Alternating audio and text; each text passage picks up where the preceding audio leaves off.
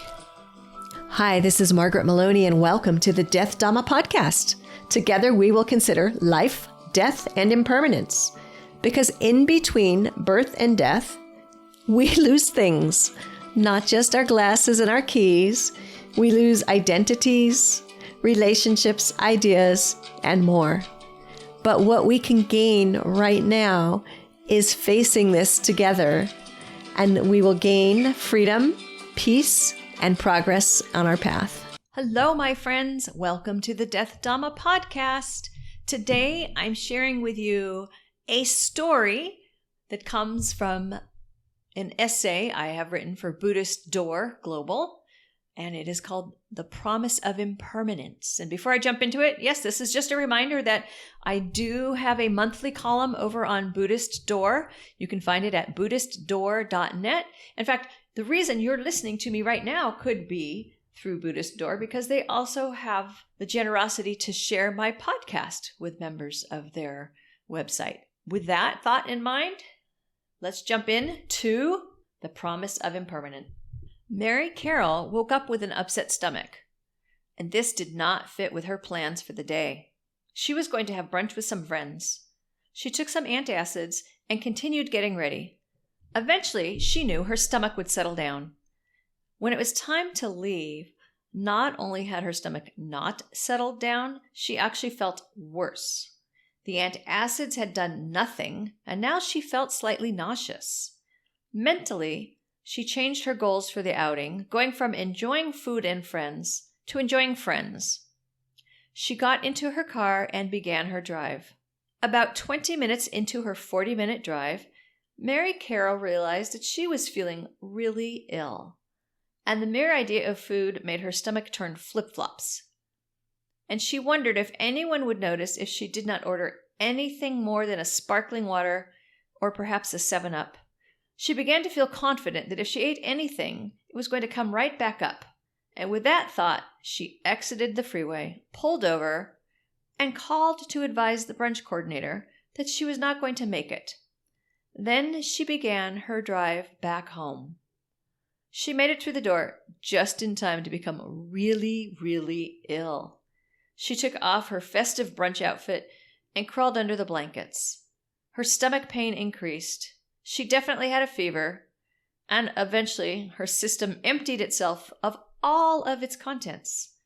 After she had made the decision to return home and had climbed into bed, Mary Carroll realized that what she was going to do that day was be sick. That's how it was going to be. And actually, all she needed to do was to be with her illness. Her activity for the day was to be sick. And as her fever rose and the pain intensified, she practiced some deep meditative breathing. She worked on simply being with the discomfort, with an awareness that at some point it would stop. Food poisoning or a virus, whichever it was impermanent. That knowledge helped her. In fact, you can say that she was clinging to the idea that all of the discomfort would eventually subside. After a few hours, Mary Carroll woke up. She felt sore and a little bit warm, but the majority of the illness seemed to have passed.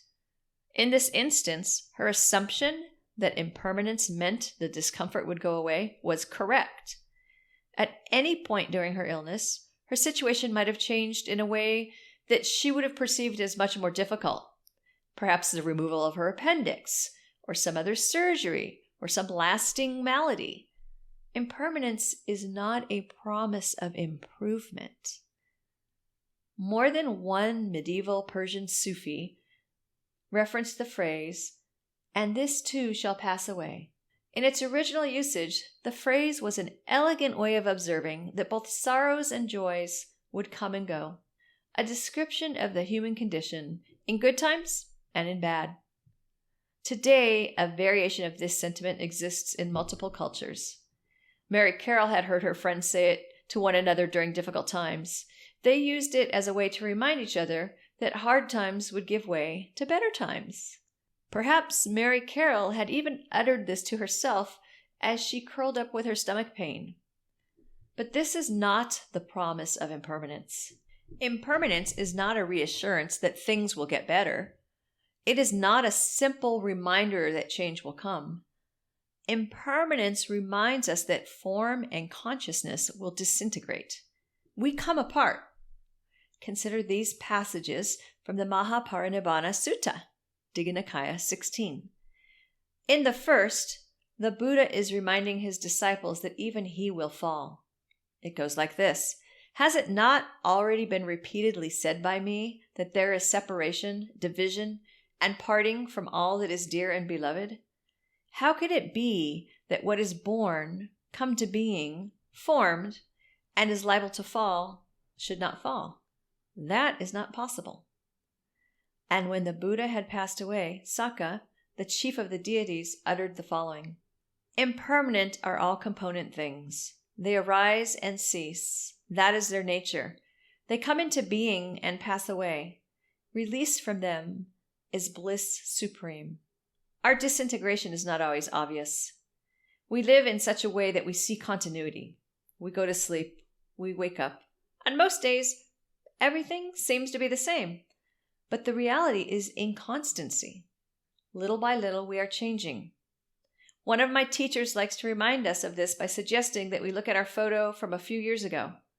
For most of us, looking at these photos and then looking in the mirror are all we need to see the signs of our inconstancy.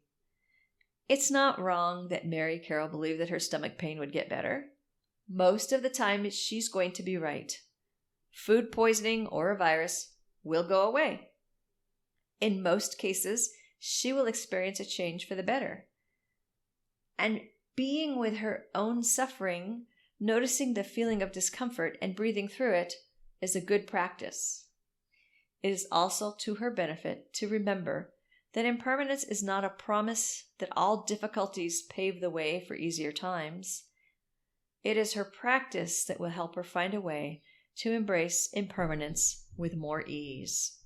And that, my friends, is my essay or article on the promise of impermanence. And thank you for listening.